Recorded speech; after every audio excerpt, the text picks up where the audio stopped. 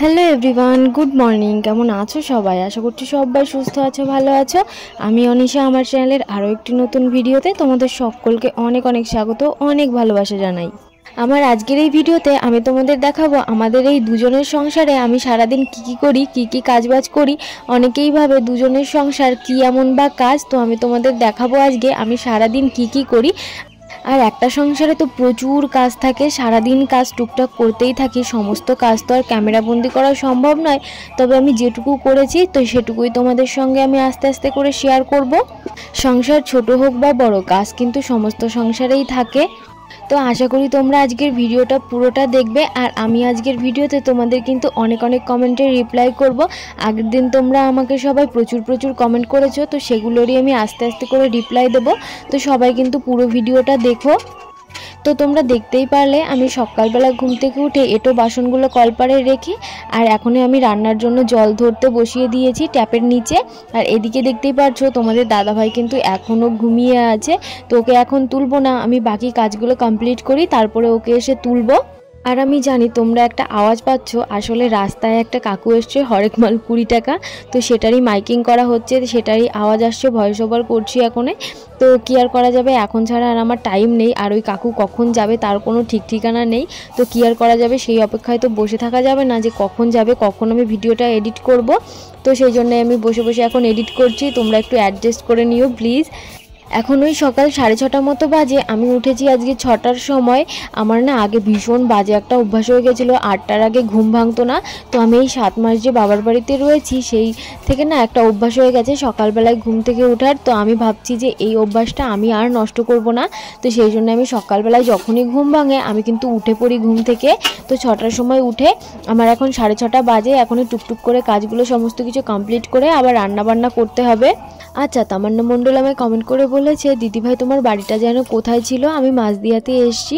তো বোন, আমার বাড়ি হচ্ছে নদিয়া জেলার বেতাইতে, কৃষ্ণনগর টু করিমপুরের লাইনে। কৃষ্ণনগর থেকে বাসে উঠলে পরে ওই 1.5 ঘন্টা মতো লাগে, ভেতরের দিকে বেতাই আমার বাড়ি। আশা করি তুমি বুঝতে পেরেছো। আর হ্যাঁ, প্রিয়াঙ্কা খান নামে একটি বোন আমায় কমেন্ট করে বলেছে, দিদিভাই তুমি আমার নামটা নিও, তুমি ভিডিওতে সবার নাম নাও, আমার নামটাই নাও না। তো বোন, আজকে আমি তোমার নাম নিয়েছি, তুমি ভিডিওটা দেখলে অবশ্যই কিন্তু একটা কমেন্ট করে যেও, তাহলে আমার কিন্তু খুবই ভালো লাগবে। আর এরপরে তুমি আবার বলবে দিদিভাই তুমি আমার নাম নাওনি, তো আমি এই ভিডিওতে নিলাম তোমার নাম। আয়াত বেঙ্গলি ব্লগস কমেন্ট করে বলেছে, খুব ভালো লাগলো, তোমাদের ভালো মুহূর্তগুলো আরও অনেক ভালো হোক।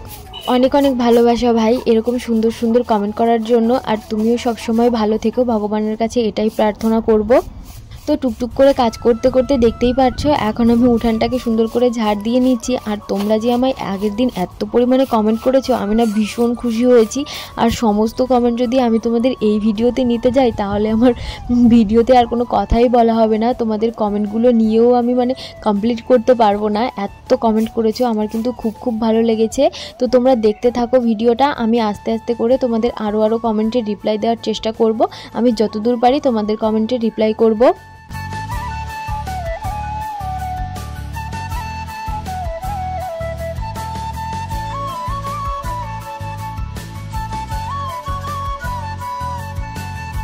আর এই যে এদিকে আমি উঠান ঝাড় দিচ্ছি, ওই রাস্তার দিকে ঝাড় দিচ্ছিলাম। আর এই দিদিটা দেখেছে, আমাকে বললো যে অনিশা তুমি আমাকে তোমার মতো করে ঝাঁটাটা বেঁধে দাও। আর আমি না অত ভালো পারি না, আমার ঝাঁটাটা একটু লুজ হয়ে যায়, একটু ঢিলা, তবুও যেটুকু পেরেছি দিদিভাইকে ঝাঁটাটা বেঁধে দেওয়ার চেষ্টা করেছি। আর এদিকে কলপারে চলে এসেছি বাসনগুলো মাজার জন্য। আর ওদিকে দেখতে পাচ্ছ ওটা হচ্ছে আমার একটা কাকি শাশুড়ি, ওনার মেয়েকে নিয়ে এসছে। আর এদিকে আমি বাসন মাজছি আর ওনার সঙ্গে বসে বসে গল্প করছি। আর হ্যাঁ, মনতোষপ্রিয়া কমেন্ট করে বলেছে, অনেক ভালোবাসা রইল দিদিভাই, তোমার ভিডিও কিন্তু আমি সবসময় দেখি। আমার তরফ থেকেও তোমাদেরকে অনেক অনেক ভালোবাসা, তোমরাও অনেক অনেক ভালো থেকো। আচ্ছা, তানজিলা কমেন্ট করে বলেছে, আজকে তোমার প্রথম ভিডিও দেখলাম, একটা লাইক দিয়ে ভিডিওটা দেখলাম আর বন্ধু হয়ে তোমার পাশে থেকে গেলাম। অনেক অনেক ভালোবাসা তোমার জন্য, এভাবেই আমার পাশে থেকো। আর এদিকে এই যে দেখো সকাল সকাল কি নিয়ে বসে পড়েছি, কালকে রাতে এই চিয়া সিডসগুলো ভিজিয়ে রেখেছিলাম, তোমাদের দাদাভাই নিয়ে এসছে, ও খেতো ওইখানে বসে। ও না অনেকটা রোগা হয়ে গেছে, দেখতেই পাচ্ছ, তোমরা কাজ করেছে, তোমরা অনেকেই কমেন্ট করে বলেছো যে দাদাভাই কিন্তু রোগা হয়ে গেছে। আর এদিকে আমার এত পরিমাণে ভুঁড়ি বাড়ছে কি বলবো তোমাদের দাদাভাই বললো এগুলো বসে বসে খাও, রাতে ভিজিয়ে রাখবে সকালে খাবে বাসি পেটে। তো আমাকে বলেছে, হ্যাঁ আমি কি বলবো, আমি না এত হাসি পাই, আমি এত পরিমাণে তেল মশলা আর এত পরিমাণে খাই, মানে এখন আমার এত পরিমাণে খাওয়া বেড়েছে, সারাদিন শুধু খেতেই থাকি। এত খাওয়ার জন্যই আজকে আমার পেটের এই অবস্থা। আমি ওকে বলি এগুলো খেয়ে কোনো লাভ হবে না, আমি যে পরিমাণে খাওয়া শুরু করেছি আমি কদিন পরে পুরো একদম ফুলে গোল হয়ে যাব। তোমরাই বলো, তোমরা যারা প্রথম থেকে আমায় দেখছো, কেমন ছিলাম প্রথমে আর এখন কেমন হয়েছি।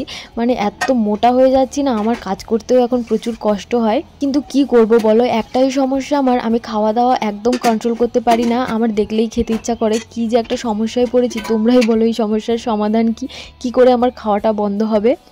অনেকে শুনি খাওয়া বাড়ানোর জন্য ওষুধ খায়, কিন্তু আমার আর ওষুধ খাওয়ার দরকার নেই। মানে এত পরিমাণে খাওয়ার লোভ হয়েছে, খাবার দেখলেই শুধু খেতে ইচ্ছা করে। দেখতেই পাচ্ছ সকাল সকাল এখন বাজে ওই 8টা মতো, আমি কিন্তু রান্নাবান্না শুরু করে দিয়েছি। তোমাদের দাদাভাই এখনও ঘুমিয়ে আছে। এই সবজিগুলো কাটা ধোয়া করে তারপরে আমি তোমাদের দাদাভাইকে ঘুম থেকে ওঠাতে যাব। দুদিন আগে আমি একটা শর্ট ভিডিও পোস্ট করেছিলাম, রান্না করতে করতে ভিডিওটা বানিয়েছিলাম। তো সেখানে একটা বোন আমায় কমেন্ট করে বলেছে, দিদি ভাই গ্যাস তো জ্বলছে না, কিন্তু ভিডিওটা বেশ ভালো লেগেছে।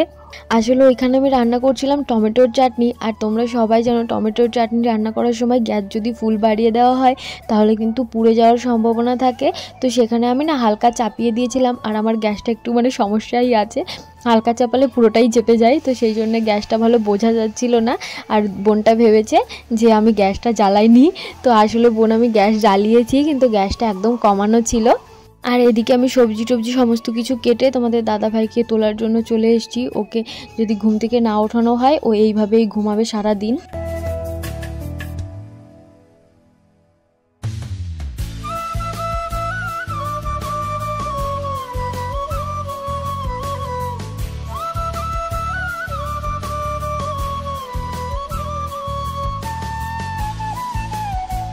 তো এদিকে বড় আমার ঘুম থেকে উঠে ব্রাশ করে এসছে, আর আমি বললাম আমাকে এখন একটু ভিডিও করে দাও, এসছো যখন।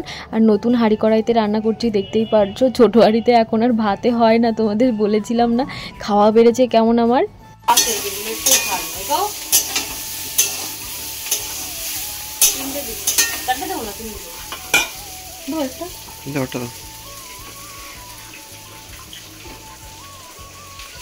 টমেটো কি করবো? টমেটো কুমড়ো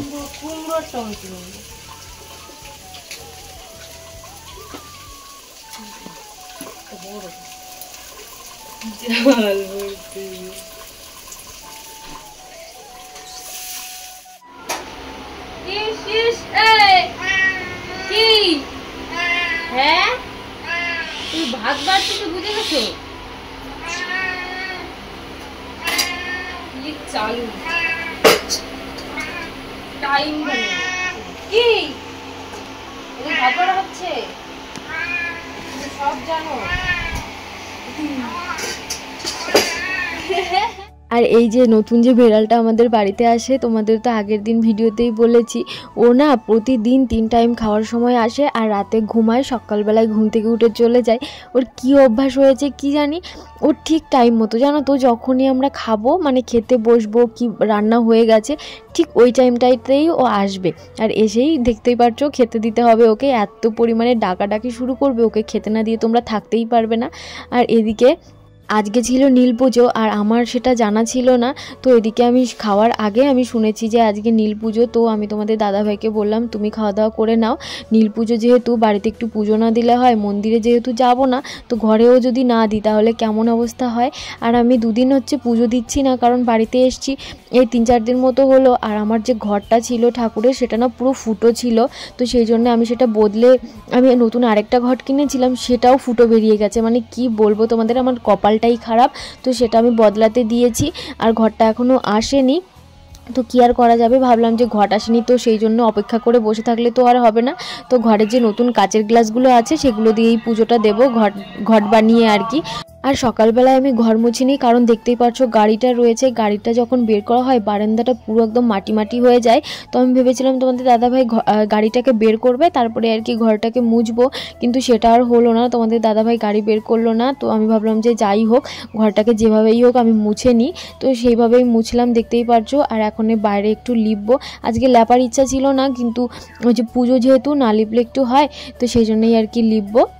তোমরা এই পুজোটা করতে কারা কারা মন্দিরে গেছো অবশ্যই কিন্তু কমেন্ট করে জানিও। আমার খুব মন খারাপ করছিল জানো তো, আমি যদি আগে থেকে জানতাম তাহলে আমি মন্দিরে যেতে পারতাম পুজো করতে, কিন্তু কি আর করা যাবে, জানি না যেহেতু, সেই জন্য আমার বাড়িতে একটা শিবলিঙ্গ আছে, তো ভাবলাম যে তাহলে আমি ওটাতেই পুজো দিই।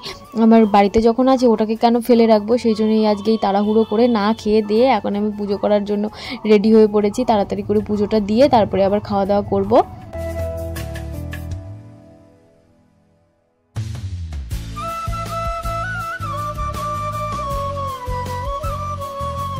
তো এদিকে বাড়ির সমস্ত কাজবাজ করে আমার কিন্তু স্নান ধ্যান একদম সব কিছু কমপ্লিট। এখন এসে এই বাগানে আম পাতা নেব আর হচ্ছে বেলপাতা নেব, থেকে ফুল নিয়ে পুজো দিতাম। হ্যাঁ কো ই মা, আমাদের গাছের প্রথম লেবু একটা, আরো আছে নাকি দেখো তো। আর এই বাগানে এসে আমি যে এত খুশি হয়ে গিয়েছি কি বলবো তোমাদের। এই যে দেখতে পাচ্ছ একটা করমচা গাছ, এটা আমি কত শখ করে বরকে দিয়ে আনিয়ে লাগিয়েছিলাম, কিন্তু এই জায়গায় এত পরিমাণে জঙ্গল হয়ে গেছিলো, আমি ভেবেছি করমচা গাছটা মরেই গেছে। আমি না খুব কষ্ট পেয়েছিলাম, আর আজকে দেখি যে করমচা গাছটা বেঁচে আছে, আর মনের মধ্যে এত লাড্ডু ফুটেছে কি বলবো। আমি টক খেতে ভীষণ পছন্দ করি, আর করমচা কি বলবো মানে দারুণ লাগে, আমার তো ভীষণ ভালো লাগে। আমি তো মানে শুধু শুধু একবারে 10-12টা খেয়ে নিতে পারি, এত পছন্দ করি আমি। আর হ্যাঁ, পায়েল রানী কমেন্ট করে বলেছে অনেক অনেক ভালো হয়েছে ভিডিওটা, আর তুমি খুব মিষ্টি, এভাবেই ভালো থেকো। তো এরকম একটা কমেন্ট করেছে। তো দিদিভাই তোমাকে অনেক অনেক ভালোবাসা জানাই, এভাবেই আমার পাশে থেকো আর আমাকে এত সুন্দর সুন্দর কমেন্ট করো। আর হ্যাঁ, আদিত্য সরকার নামে একটি ভাই কমেন্ট করে বলেছে দিদিভাই তোমার ভিডিওতে আমি আসতে চাই, মানে তোমার সঙ্গে একটা ভিডিও বানাতে চাই, ব্লগ বানাতে চাই। তো ভাই তুমি আমার বাড়িতে এসে অবশ্যই আমি তোমার সঙ্গে ভিডিও বানাবো, কেন বানাবো না। আর এদিকে এই যে আমি বাগানে এসেছিলাম বরের সঙ্গে, আর এসে এসে সমস্ত গাছগুলো আমরা দেখছিলাম। এই যে একটা পেয়ারা গাছ, এটাও ভেবেছিলাম মরে গেছে জঙ্গলের জন্য, কিন্তু না, সবগুলো গাছই বেঁচে আছে, দুটো না একটা যেন গাছ মরেছে। আর এই যেদিকে বাগান থেকে বাড়িতে এসে বরকে বললাম ফুলগুলো একটু পেড়ে দাও, নিচে যত ফুল ছিল সবাই নিয়ে গেছে, আর সব ফুল হচ্ছে ওপরে, তো ওপর থেকে আমাকে পেড়ে দিল। আর এদিকে দেখো চলে আইছে তুই চলে আইছো, খাতি হয়েছে দেখছো, খাওয়ার টাইমে আসে 3 বেলা।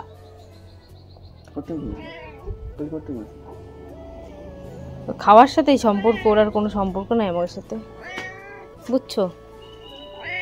তোর খাওয়া বের করে দেবো, যা এই আয়, তোর মারবো, তুই জম্বের দুষ্টু,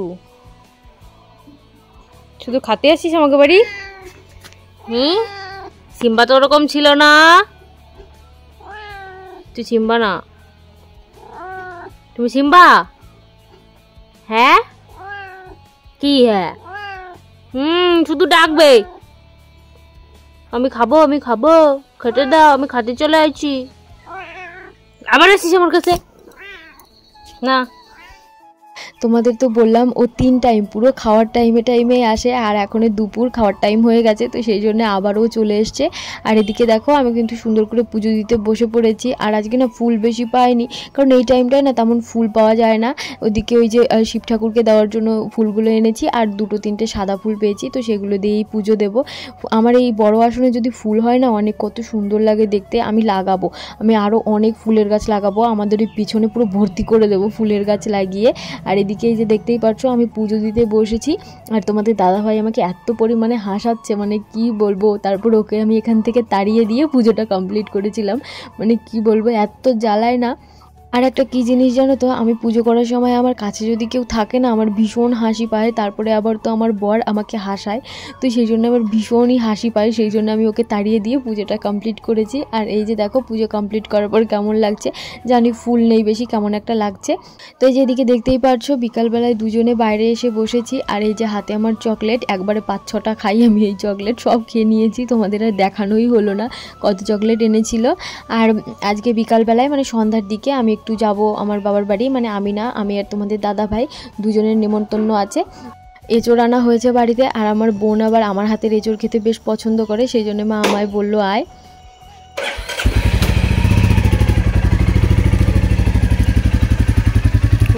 তো চলো এখনই যাই আমি আমার বাবার বাড়ি, তোমরাও আমার সঙ্গে সঙ্গে চলো। তো দেখতেই পাচ্ছ এখনই চলে এসেছি আমরা চপের দোকানে, আর এখান থেকে চপ নেব। আমার ভাই হচ্ছে আলুর চপ খেতে বেশ পছন্দ করে, মানে 4-5টা আলুর চপ ও একাই খেতে পারে। তো সেই জন্য এখান থেকে চপ নেওয়া হবে। আলুর চপ নিতে এসেছিলাম, কিন্তু ওখান থেকে মাংসর চপও নিয়ে নিল তোমাদের দাদাভাই। আর এই বাড়িতে আসার পর তোমাদের দাদাভাই ফোন নিয়ে চলে গেছিলো, মানে ছিল না বেশিক্ষণ। আর আমি সেই জন্য তোমাদের সঙ্গে ভিডিওটা শেয়ার করতে পারলাম না। রান্না বান্নার একবারে খাওয়ার সময় এসছে, তো সেগুলোই তোমাদের সঙ্গে শেয়ার করছি। আর এদিকে দেখো এঁচোড়টা রান্না করেছি, কেমন হয়েছে কমেন্ট করে জানিও।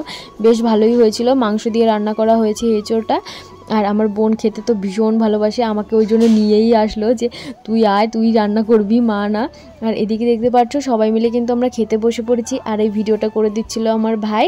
তো চলো আজকের ভিডিওটা এই পর্যন্তই। কেমন লাগলো তোমাদের আমার এই আজকের ভিডিওটা অবশ্যই কিন্তু কমেন্ট করে জানিও। তো চলো দেখা হবে তোমাদের সঙ্গে নেক্সট ভিডিওতে। টাটা।